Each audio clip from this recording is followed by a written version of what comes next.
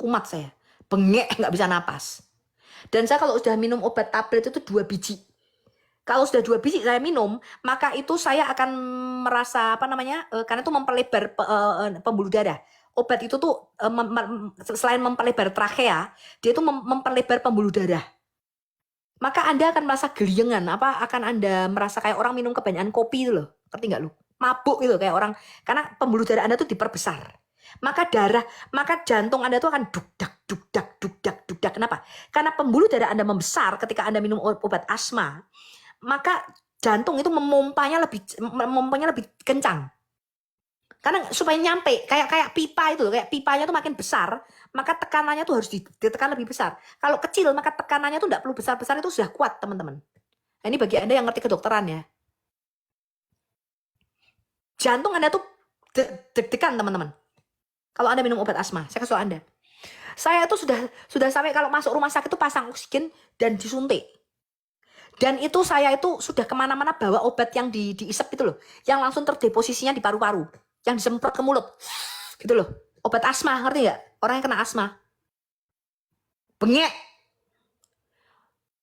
Lalu saya mengatakan, Tuhan, memang tidak ada ya di dalam Alkitab Yesus menyembuhkan orang sakit asma.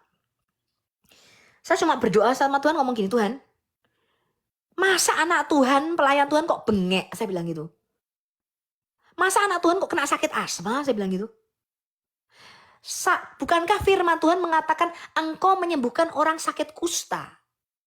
Engkau mencelikkan mata orang buta. Engkau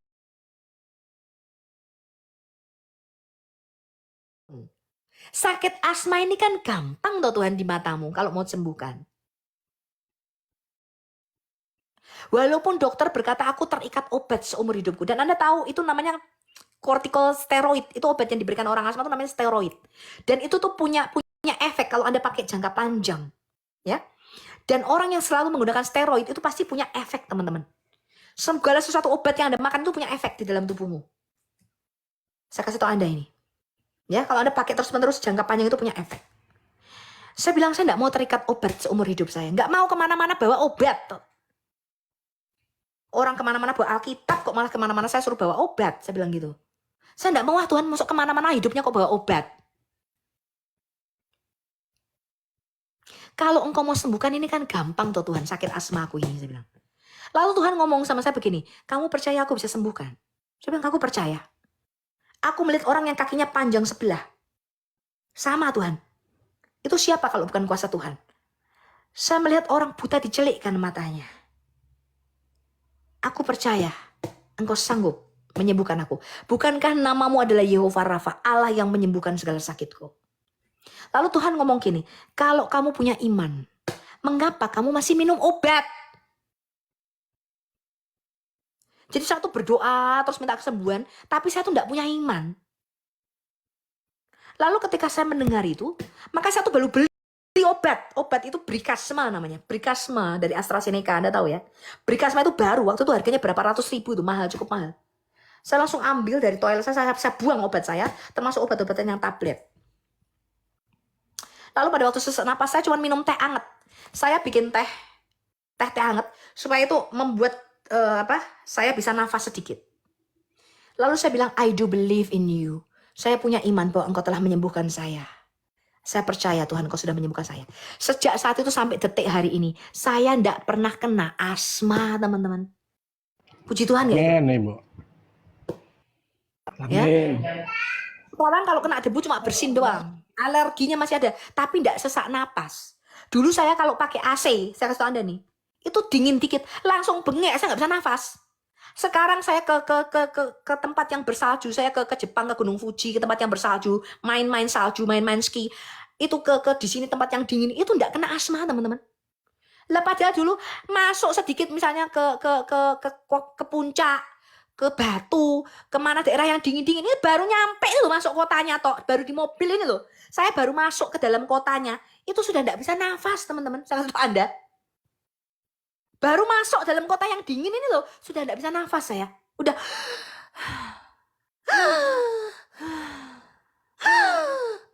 Udah gitu teman-teman. Bayangin teman-teman. Orang sakit asma itu hidup segan mati tak mau, saya kasih tahu Anda.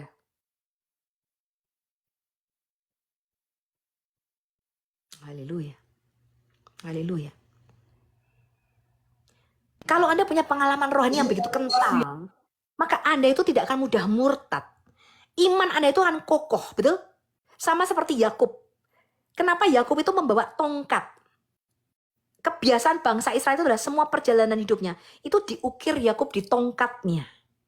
Maka dikatakan gini, umur hidupku itu sedikit saja ketika dia ditanya oleh Firaun. Berapa lama umurmu? Umur hidupku itu sedikit saja, tidak mencapai umur nenek moyangku katanya. Dan perjalananku itu mau hampir habis. And now the end is near, and so I face my final curtain. Aku sudah mau di end, aku sudah mau metong katanya, sudah mau mati katanya. Itu lagunya Frank Sinatra itu, Ibu.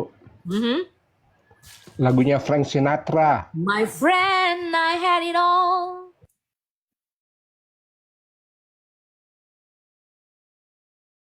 I did it my way. Regrets, I have a few. But there again, too few to mention. Penyesalan di dalam hidupku, kata Frank Sinatra. Ketika aku mau mati, ada hal yang aku sesali. Jadi, saya bilang jangan pernah takut ambil resiko.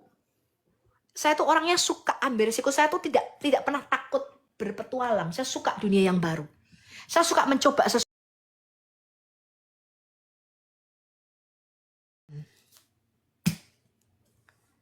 Saya suka mencoba hal yang baru. Saya suka itu. Saya suka dilepas seorang diri di suatu negeri antah berantah dengan backpacker. I love it. For me it's an adventure. Jiwa saya tuh petualang. Lepas cuma bawa duit berapa, makan sendiri tuh, mancing sendiri ikan salmon, bertualang di alam. Itu saya suka sekali. I love that. Buat saya tuh pengalaman hidup itu sekali, teman-teman. Habis itu mati. Kenapa kita nggak mencoba, betul? Cuma yang saya tidak mau coba itu ketinggian. Nah, contohnya apa? Soft.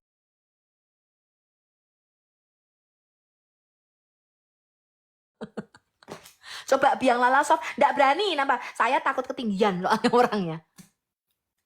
Itu saya nggak berani. Ya? Fobia itu. Fobia ketinggian. Saya orangnya yang takut ketinggian. Saya pernah mimpi itu di rapture, teman-teman. Saya pernah mimpi itu diangkat di awan-awan. Saya lihat Tuhan Yesus datang di awan-awan pada waktu itu. Saya lihat matahari itu berubah menjadi merah. Yang dikatakan Alkitab bulan berubah seperti darah.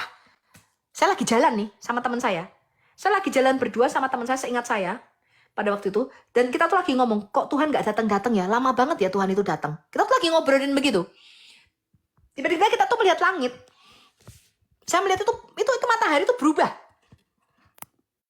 Menjadi seperti darah merah. Saya bilang, apaan tuh? Saya bilang gitu. Sementara saya melihat ke langit, tiba-tiba saya melihat Tuhan itu datang. Datang itu di awan-awan, dia nggak turun ke bumi, datangnya tuh di awan-awan. Dan bersamaan dia tuh banyak, saya nggak bisa melihat apa itu, tapi pokoknya datang aja, gede itu Tuhan Yesus. Lalu tiba-tiba tubuh kita tuh terangkat. Saya itu bisa terbang, teman-teman, melayang. Dan saya melihat ada banyak orang, itu seperti sinar putih-putih, saya nggak bisa lihat orangnya, tapi saya tuh manusia. Ceplokan putih-putih kayak sinar itu. Putih sana putih sini putih sini putih sini putih, terangkat itu semua tuh kumpul di awan-awan. Saya melihat Yesus itu dari belakang, saya melihat punggungnya, saya melihat bagian belakangnya. Lalu pada saat saya terangkat di awan-awan, saya tuh masih bisa mikir gini, awan itu di bawah kaki saya tuh bingung gini loh, saya kok bisa terbang ya? Sampai saya mikir begini, Tuhan aku ini takut ketinggian, waduh, jatuh piye iki, aku bisa terbang, aku sampai mikir begitu, karena saya tuh orangnya fobia ketinggian. Dan saya bangun dari tidur saya begitu loh teman-teman, ternyata mimpi. Jadi di rapture pun saya masih bisa mikir loh, Tuhan aku nih kan orangnya takut ketinggian, kok aku bisa melayang ini gimana nih, di bawahku tuh ada awan, aku bilang gitu. Aku bisa melihat bumi di bawah. Sampai bisa mikir begitu saya. Kenapa? Karena saya tidak berani teman-teman. Takut ketinggian saya itu orangnya. Saya masih bisa mikir dulu, nanti kalau jatuh piye iki aku ngono. Gitu. Ya, itulah pengalaman rohani.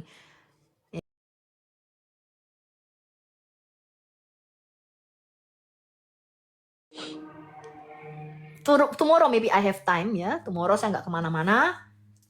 Nanti kita akan kupas sedikit mungkin pengajaran-pengajaran yang Anda belum tahu mengenai tadi ya, hukum Taurat Musa. Itu ada banyak orang Kristen nggak begitu paham.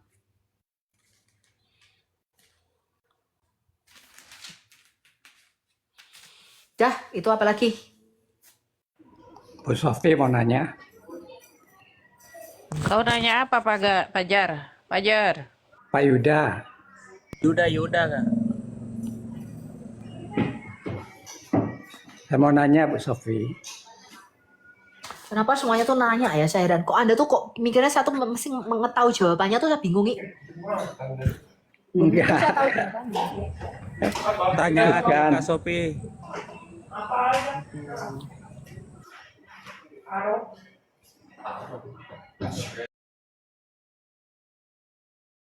Tuhan bicara, Bu Sofi dengarnya pakai telinga kanan atau kiri? Saya belum pernah dengar yang audible. Yang audible itu yang pernah dengar ibu saya. Kalau Oh, suara ibunya Tuhan yang ya. pernah saya alami itu satu melalui Alkitab, melalui firman Tuhan, melalui manusia. Yang kedua suara itu di dalam hati munculnya. Ya. Dalam menurut saya itu perasaan kuat. Audible saya belum pernah dengar. Mungkin kalau kita mengalami sesuatu yang berat ya, karena ibu saya waktu itu mengalami sesuatu yang berat, cukup berat. Suara itu kedengaran di kamarnya menggema. 3 kali dia dengar Ya. suara itu. Nah, saya enggak tanya, dengarnya pakai suara telinga kanan apa kiri. Harusnya enggak pakai telinga kanan kiri, ya kedengeran aja gitu. Seperti Anda ngomong kayak sama saya begini loh. Enggak Bu, ini pengalaman saya. Kalau saya dengar suara Tuhan itu nggak pernah dengar ke kiri, kanan terus. Itu. Kemudian Tuhan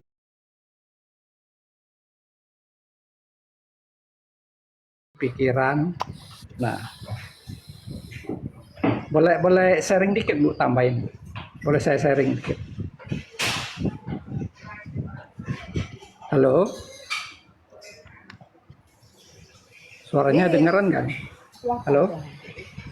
Ya, ini mengenai Tuhan bicara. Dengar. Kita buka Ayub 33 ayat 14.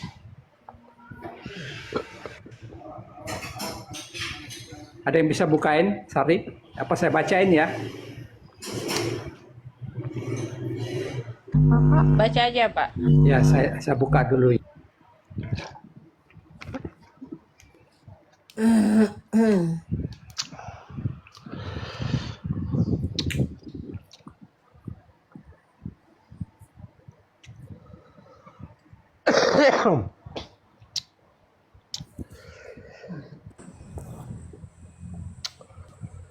Nggak dengar Pak Yuda kalau keluar aplikasi. Ayub berapa sih? Kalau Bapak keluar aplikasi, suara Bapak nggak kedengeran.